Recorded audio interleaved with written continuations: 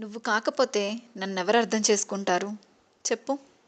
ఈ మాట ఎన్నిసార్లు వినుంటారు మీ లైఫ్లో?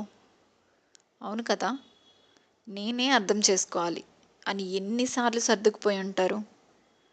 ప్రతిసారి తప్పు చేసి నన్ను నువ్వే అర్థం చేసుకోవాలి అనడం ఎంతవరకు కరెక్ట్? మనం వాళ్ళని అభిమానించి ప్రేమించిన పాపానికి కనీసం మనల్ని అర్థం చేసుకోకుండా మనల్ని బాధ పెడుతూనే ఉంటారు.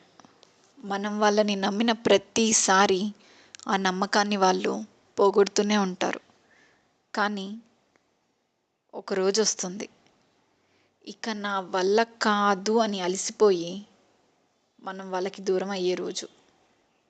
ఆ రోజు వాళ్ళకి తెలుస్తుంది మనం వాళ్ళని ఎంతగా ప్రేమించాము, ఎంతగా అర్థం చేసుకున్నాము, ఎంతగా అభిమానించాము అని.